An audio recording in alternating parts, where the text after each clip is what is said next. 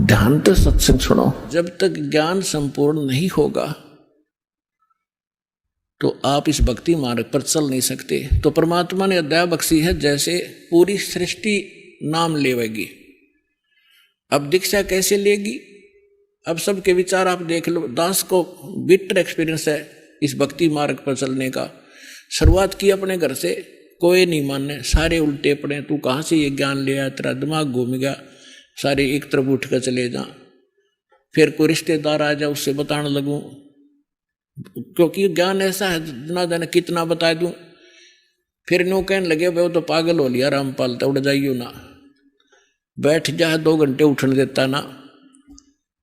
तो कहने का भाव ये है कि आज आपके साथ, सबके साथ ऐसे ही बना है। पर प्रारंभ में किसी ने आपको ज्ञान सुना है तो आपके जची नहीं। आपको कोई सीडी दे गया है, आपने सीडी वो सुन ली लगातार। क्यों? सीडी एक ऐसा माध्यम है, आपने ले ली, या टीवी चल रहा है, ये चैनल से कोई सत्संग सुन रहा है, तो वहां श्रोता सुन सकता है, वाद विवाद नहीं कर सकता उसके साथ। और वाद विवाद करके आदमी उस निष्कर्ष तक पहुंचे नहीं पाता जहां वक्ता पहुंचाना चाहता है। तो परमात्मा ने दया बख्शी कि टीवी के सामने बैठ कर तो कितना ही कुछ सोचता रहे कि झूठ बोला है, झूठ बोला है। और जब प्रमाण सामने आएंगे, अगर वो बीच में ही वाद विवाद हो जाए, आमने सामने बैठे होते तो बीच में वाद विवाद कर देता है, क्या ले रहा, उठ कर चला जाता।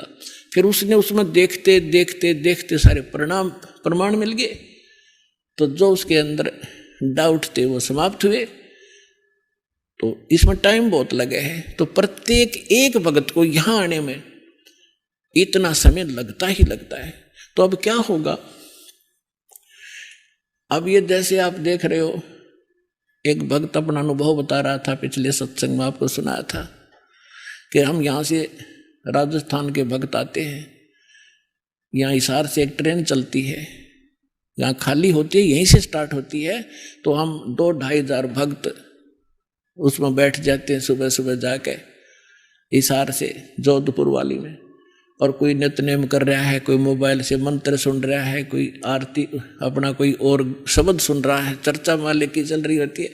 तो वहाँ जितने यात्री उसमें बैठे होंगे अन्य भी, उनके ऊपर भी परमात्मा की वाणी प्रभाव डालेगी। बेशक उनको कोई समझ में नहीं आ रहा आरती या नमो नमो सतपुरुष को शुरू में तो किसी के बिना पल्ला पड़ती हो के बोल रहा है, लेकिन वो अपना काम पूरा कर रही होती है, उसको प्रभावित कर रही है आसपास के क्षेत्र में। इवन चींटी, पक्षी, पशु, गांव घर के जो पशु हैं उन पर भी प्रभाव पड़ेगा। और इस वाणी के सुनते उनको शीघ्र ही, क्योंकि भगत के घर में पशु पक्षी जीव जंतु जो भी होंगे उनका भी उद्धार ही होगा। तो इस वाणी में इतनी शक्ति है, परमात्मा की वाणी के अंदर इतना अफेक्ट है कि इस आत्मा के बहुत से पाप ऐसे होते हैं जो ज्ञान यज्ञ से कटते हैं। और फिर उसके अंदर एक विशेष प्रेरणा बनती है भगवान की तरफ से कि कैसा है नास्तिक को। अब नास्तिक कैसे है? जैसे ये आत्मा पाप कर्मों से मूर्छित पड़ी है। अब जैसे किसी को सर्प डस जाता था, अब उसको एक गारडू होता था, विष उतारने का वो मंत्र सिद्ध कर लेता था। ये आध्यात्मिक जो विज्ञान है ये सबसे उत्तम है। अभी तक आपने देखा होगा कोई झाड़े झूड़े ला दिन छोटा मोटा बुखार उतार देते हैं, तो ये इस तरह की क्रियाएं हैं। लेकिन ये भक्ति, ये तो एक अंश मात्र है। और भक्ति जब सत्य साधना आपको मिल जाएगी, किसी चीज की जरूरत नहीं पड़ा आपने, ना झाड़ियाँ की। इस परमात्मा की भक्ति में सारी शक्ति है, सारा कुछ अध्यात्म मार्ग इसमें है। अब जैसे किसी ने कोई मंत्र सिद्ध कर लिया, आपका मंगलाचरण है जो हम आपको देते हैं, सबसे पहले इसको बोला जाता है। ये मंगलाचरण सब मंत्रों का मूल मंत्र है, चाहे किसी झाड़े ला लो, लेकिन आप झाड़ा मत लगाना। इस मंत्र को जाप करने से आपके आसपास कुछ भी नहीं रहेगा, और फिर आपका मंत्र जो दूसरा दे रखा है वो करते रहे। तो कहने का भाव ये है कि इस दास ने इस अध्यात्म मार्ग का बिटर एक्सपीरियंस हुआ। और पहले परमात्मा ने सन 1988 से 1994 तक 6-7 वर्ष इन सभी संतों महंतों महात्माओं की जानकारी दिवाई, इनके सत्संग सुना, इनकी क्रियाएं देखी। तो सुनने को मिला कि गरीबदास जी संत था, उसने गरीबदास जी का एक गरीबदास जी के ग्रंथ में एक शब्द है, घट ही अंदर गारड़ू धोखे मर गईया, सार शब्द चीन्या नहीं और कोई भेद ना लैया। ये 5-7 लाइन है, उसने उसको सिद्ध कर लिया 1000 बार 2000 बार पढ़ के। तो उसमें शक्ति आ गई कि सर्प किसी ने ड्रेस दिया, वो मंत्र बोल देता, मन मन में बुदबुदा देता, उसका जहर उतर जाता, जीवित हो जाता था। वो उसी से प्रभु पाक गया, संत कहा गया। और हम इस वाणी ने रोज पढ़ना तो या आत्मा के सारे जहर तार देगी।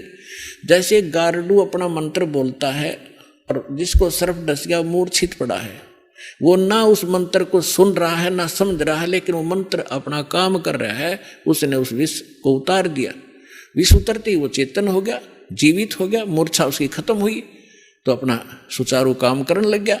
इसी प्रकार आपकी सभी की आत्माएं इस अज्ञानता से और इस पाप कर्मों के विष से अचेत होगी है। जो मूल काम था उसने भूल कर और कुछ कर रहे हैं।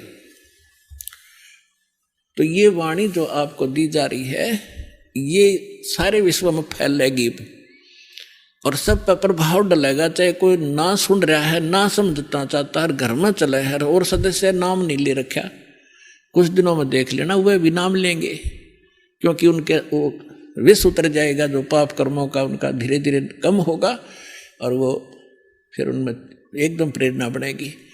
अब जैसे खेत में हमने देखा ये ट्रैक्टर वाले ऊंचे शोर में ऐसी बेहुदी भजन गाने रागनी वो गाते हैं, ट्रैक्टर चलाते हैं, और वहाँ पर भगवान के भक्त अपना कान में लीड ला के और कोई मंत्र सुन रहा होगा या कोई शब्द सुनेगा, ट्रैक्टर चलाते चलाते नित्यनेम कर रहा होगा और सुन रहा होगा, मजदूरी करते करते भी आप ये कर रहे होंगे।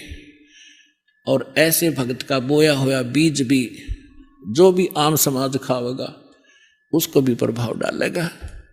एक समय की बात है कि एक 2 भक्त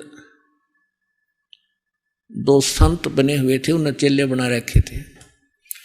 थोड़ा बहुत अध्यात्म ज्ञान इनको होता है तभी तो ये थोड़े बहुत आम समाज के अंदर पूजे हो जाते हैं। तो वो भक्त 2 संत थे। एक संत कहने लगा चल मेरे शिष्य हैं वहां चलते हैं, वो दूसरा भी साथ चला गया। तो जिसके वो जाकर रुके उस बहन ने नाम ले रखा था, दीक्षा ले रखी थी। उसके घर उसकी बहन आई हुई थी, उस बहन की बहन, और उसकी बहन की लड़की विधवा हो गई थी और वो बहन बड़ी टेंशन में थी। तो जो उपदेश प्राप्त थी उस बहन ने अपनी उस बहन को जो अनुपदेशी थी उससे कहा कि बहन रोटी बनवा दे, मेरी मदद कर दे, खाना बनवा दे, साधु संत आ रहे हैं। तो उस बहन ने वो खाना बना दिया जिसकी बेटी विधवा हो चुकी थी। उसी टेंशन में थी वह, क्या होगा मेरी बेटी का, छोटे छोटे बालक हैं, हाय भगवान के ऊपर कैसे गुजारा होगा। माता पिता को तो बड़ा टेंशन बनी रहती। अब इन विचारों से ग्रस्त उसने खाना बना दिया, संतों ने खा लिया, वह सो गए। तो सुबह जो दूसरा था वो उठा और इतना टेंशन में उठा कि भाई क्या हो गया।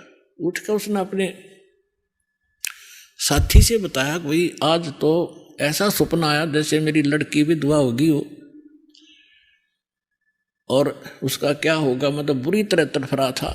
आँख खुली जब चैन हुआ है तो वो बुद्धिमान था, उसने कहा अपने मित्र से कि क्या इस परिवार में किसी को कोई आपत्ति